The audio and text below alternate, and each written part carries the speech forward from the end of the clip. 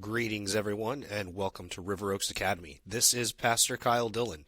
We had some technical difficulties in our class and were not able to record our lesson, so I wanted to make a special recording for our YouTube channel so that viewers wouldn't miss the first lesson of our new series on the topic of happiness. I've been looking forward to teaching this class for a while. We're going to be covering some of my favorite books by some of my favorite authors, including Boethius and Thomas Aquinas, as well as some modern authors who address the topic of happiness. What does it mean to be happy, and how do we attain happiness? So I wanted to begin with a discussion on what you, as the viewer, can expect out of this class. Many of you are familiar with the Shorter Catechism question 1, which says, "What is the chief end of man?" And of course, man's chief end is to glorify God and to enjoy Him forever. But that statement does raise questions. What exactly does it mean to glorify and enjoy God? And many of us, at times, have seasons of doubt and wrestling with the teachings of Scripture, and we want to know that our convictions can be rationally justified as well. And so this class will also be intended to provide a rational defense of Westminster's teaching that the chief end of man is to glorify and enjoy God. On the other hand, I don't want you to have any false expectations about what to get out of this class. This class is not going to provide you a formula for happiness. It's not going to provide you a guarantee about how to attain happiness. I can't provide you a step-by-step program about what things should you do in order to achieve the goal of happiness. I should also confess that I have not personally figured everything out for myself. I have learned a lot along the way. I've gleaned from a lot of the wisdom of the past from Christian thinkers, but I still have lessons to learn myself. But I'm hoping that this series will be an opportunity for us to explore together this idea and grow deeper in our knowledge of God and what He has to teach us about what it means to be happy. So let me show you what the schedule for this class looks like. I've divided up this class into 4 major units. We'll begin with what I call a philosophical view of happiness, in which we'll look at the book The Consolation of Philosophy by Boethius, and we'll begin that discussion today. And so the goal of that unit of the class is to show, even apart from Scripture, what does reason itself teach us about the nature of true happiness? And from there we'll move into what I call a scholastic view of happiness by looking at one of my all-time favorite theologians, Thomas Aquinas, and his work, the Summa Theologiae, or Summa Theologica, in which he combines the greatest wisdom of natural philosophy with special revelation. The next unit of the class will be called a modern view of happiness, in which we'll be looking at a more recent work called God and the Art of Happiness by Ellen Cherry, in which she puts forth her thesis that happiness is a term that she calls asherism, based on the Hebrew word for happiness. And lastly, we'll take a look at a modern secular view of happiness using the book The Happiness Hypothesis by moral psychologist Jonathan Haidt.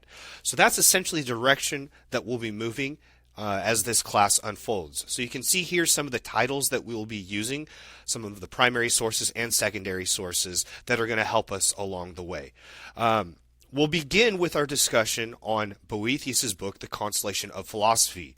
As I describe this book to my students, if I were ever stranded on a desert island and could only have one book with me, not counting the Bible, what book would that be? It would probably be The Consolation of Philosophy. That is not an exaggeration. This was a tremendously influential book. In fact, for about 1,000 years of European history, it was the most widely read book next to the Bible. And so it is hard to overstate the importance of this little book. But let me begin by saying a little bit about who the man Boethius was. So he was alive during the late 5th and early 6th centuries. He was a Roman senator, and he served in the court of the barbarian king Theodoric. This was at a time shortly after the fall of the Roman Empire. At this time, the Gothic tribes from the north had invaded Italy, and they had brought their Arian religion, whereas those in the region of Rome confessed the Trinitarian faith. And so there was an interesting dynamic going on in Rome at the time. You have the barbarian Arian king Theodoric on the one hand, whereas the Roman aristocracy are by and large Orthodox Trinitarians. Boethius was himself part of that old Roman aristocracy. And so Theodoric was tolerant towards the Trinitarian Christians, and yet at the same time there were political intrigues going on. Because the eastern half of the Roman Empire, known at this time as the Byzantine Empire, would survive for another 1,000 years, and Theodoric saw that empire as a threat to his own rule. Now, Boethius had the life that everyone would envy. He was a brilliant man. In fact, it was said that he was perhaps the most widely read man and perhaps the most intelligent man in the world at that time. He was brilliant when it came to philosophy and theology. He says that his life's ambition was to synthesize the philosophy of Plato and Aristotle. If he had lived long enough to achieve that goal, I think he would have become more famous than even Thomas Aquinas today. And yet, tragically, his life was cut short. He was denounced to the king for being in league with the Byzantines to the east. And even though the accusation was false, he was stripped of his title, he was stripped of his land and his possessions, and he was sent off into exile, hundreds of miles away from Rome, to the small town of Pavia to the north, where he spent over a year in exile before facing his execution. And during his time in exile, here you can see a picture of the church that was erected at the location of his exile. That church is called today the Basilica di San Pietro in Ciel d'Oro, St. Peter of the Golden Sky. During his time of exile, Boethius says that he fell into a deep depression, reflecting on everything that he had lost. He lost his friends and family, he lost his wealth and his status, and yet he learns to console himself by reflecting on all the wisdom that he had gained from his classical education. And as a result of those reflections, he produces one of the greatest works of Western civilization, the little book called The Consolation of Philosophy. And so what we'll be doing in the first unit of this class is looking at that little book chapter by chapter over the next 5 weeks. And it's going to be co-taught by myself and Daniel Gillespie. We'll begin this week by looking at the first chapter or book of the volume, which expresses the sorrows of Boethius, where he's reflecting on everything that he has lost. But as he writes this book, it unfolds as a fictional dialogue between himself on the one hand and the personification of wisdom described as Lady Philosophy on the other. And as these two figures converse, the dialogue alternates between prose and poetry. It's a beautiful description of Boethius' reflections on the true nature of happiness in contrast to the false sources of happiness. Now, some readers might be wondering, if Boethius was so knowledgeable in Scripture and theology, why wasn't he consoling himself with the use of Scripture? He only very rarely makes use of special revelation in this book. But I think that's for the reason that his education and training was primarily in philosophy.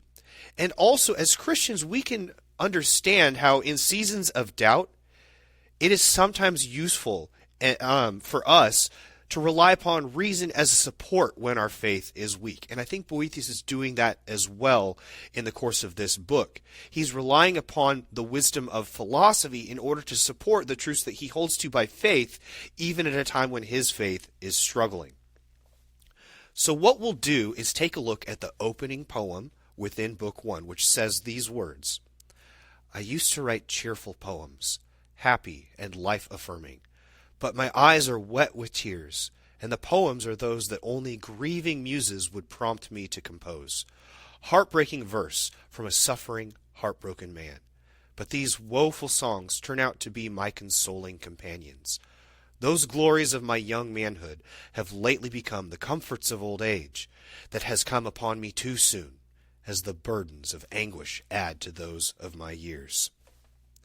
My hair is prematurely gray, and my skin hangs loose on a poor, precarious frame. To the young, death is a threat to their pleasures.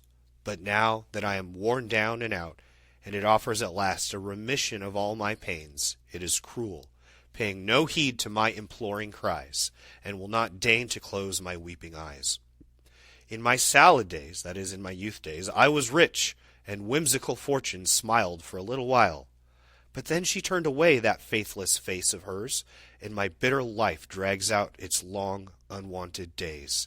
My fair weather friends admired me, paid compliments, and envied my luck. But now they see how my foothold was always uncertain. So what's going on in this poem? Boethius is giving voice to his lament, reflecting on everything that's been taken away from him, and he's expressing his sorrow in a way that it initially seems to be cathartic.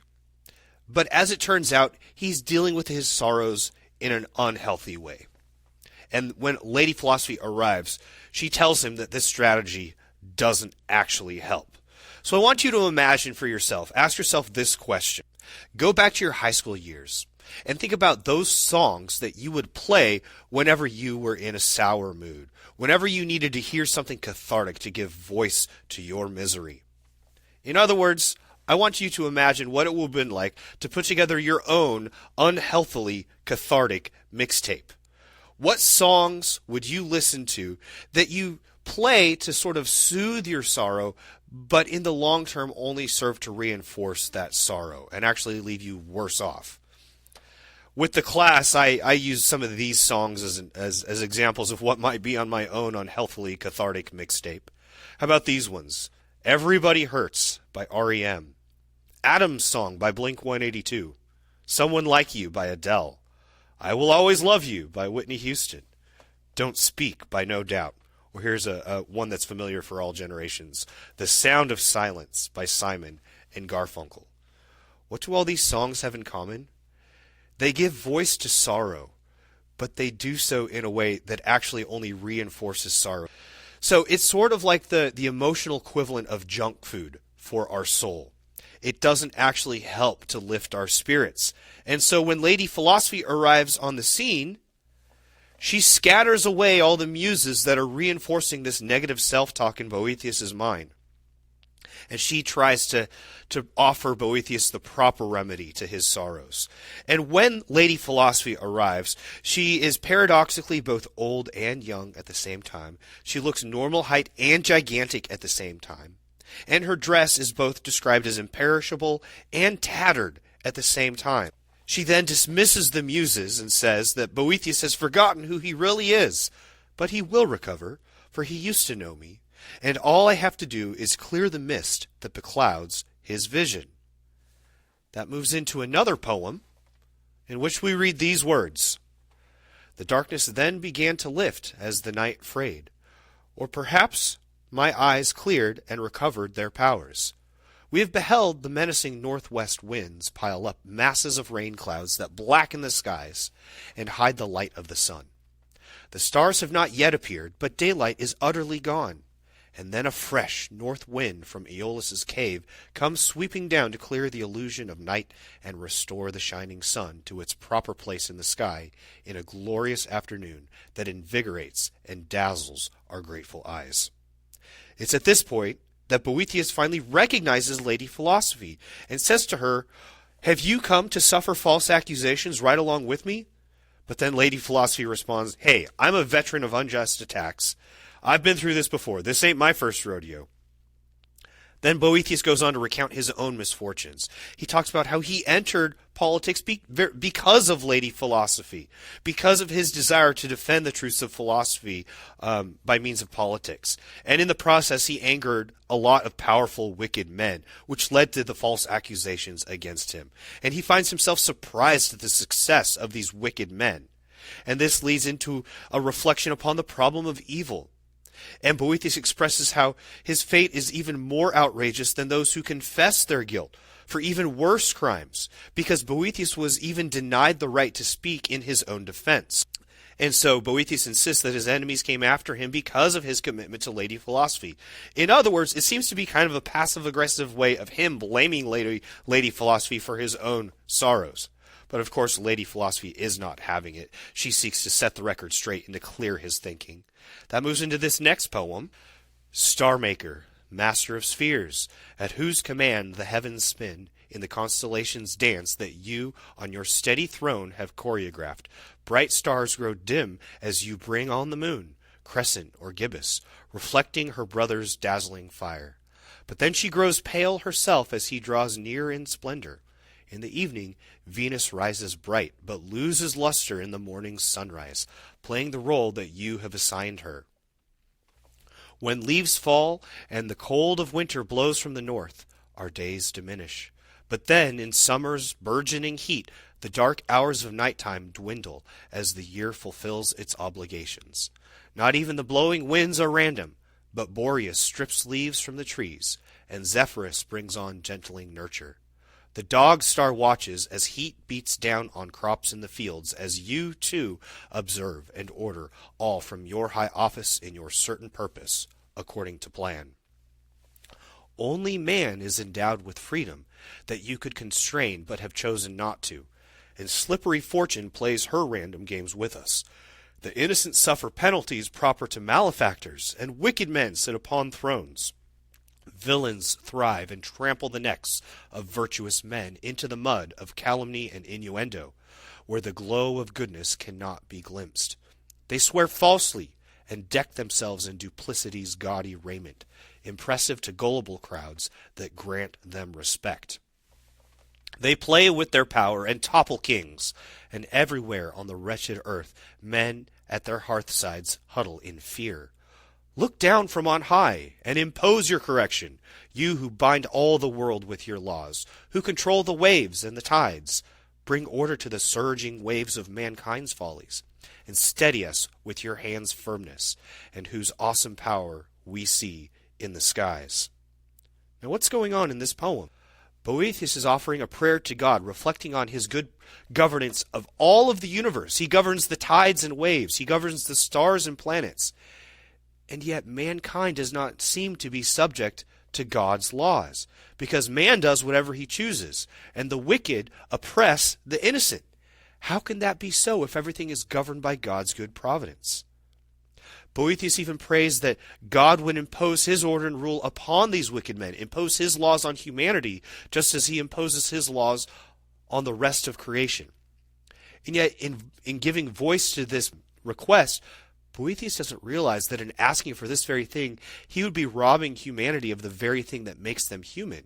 He's asking for God to take away their free will. So Lady Philosophy has to come and correct Boethius and help him to realize that Boethius has banished himself, and he's forgotten his true native country. What she means by that is, even though he is physically in exile, because he's educated in the ways of wisdom, his mind should be free wherever he goes. Lady Philosophy acknowledges that his account of the facts is true, but he's clouded by anger and self-pity. And so he's not yet ready for her stronger medicines. He needs some milder anesthetics first. And so then this leads into one of the final dialogues of the first chapter, where Lady Philosophy asks Boethius, and I'm paraphrasing here, "Is there an order to the natural world?" Boethius responds, yes, God governs the natural world. So he hasn't lost his belief in God. He still recognizes that there is a higher power, an intelligent designer that orders the universe. And so Lady Philosophy then asks, how does God govern it? Boethius says, I don't understand the question.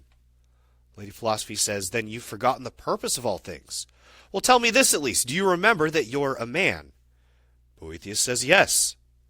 She asks him, and what is a man? Boethius says, a mortal, rational animal. Lady Philosophy asks, is that all? Boethius says, yes, that's all. I'm just a mortal, rational animal. And Lady Philosophy concludes, well, then that's your problem.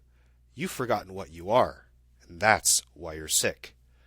Boethius' problem is that he has forgotten the true nature of humanity because he has lost sight of man's final destiny. He has lost sight of man's chief end.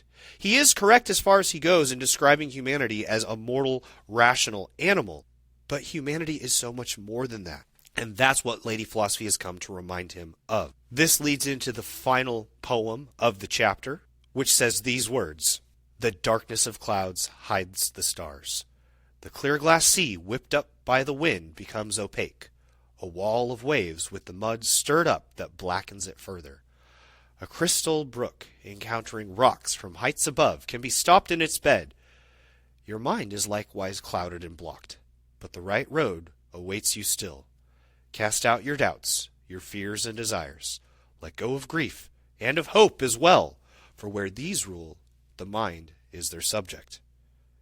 So in other words, Lady Philosophy is intending to clear away Boethius' clouded thinking so that he can think properly about who he truly is as a human being and what he was made for.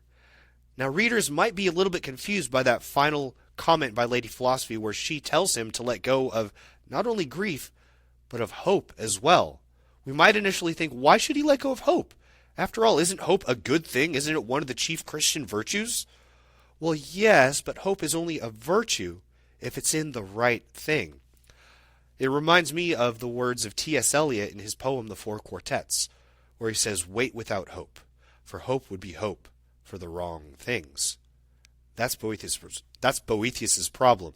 He's put his hope in the wrong things, and Lady Philosophy has come to redirect his hope towards the right things. So that's where we're moving. Up next, we're going to take a look at what Lady Philosophy has to say about the vanity of fortune's gifts. What happens when we try to find our true happiness in the goods of fortune? That will then lead to a distinction between the true happiness and the false, and also address deeper philosophical problems like the nature of good and ill fortune for the righteous and the wicked, and finally a discussion on the tension between free will and God's foreknowledge. So that's where we're heading in this class. I hope it is an encouragement to you, and I'm looking forward to teaching the rest of it, and I hope you enjoy. Thanks, everyone.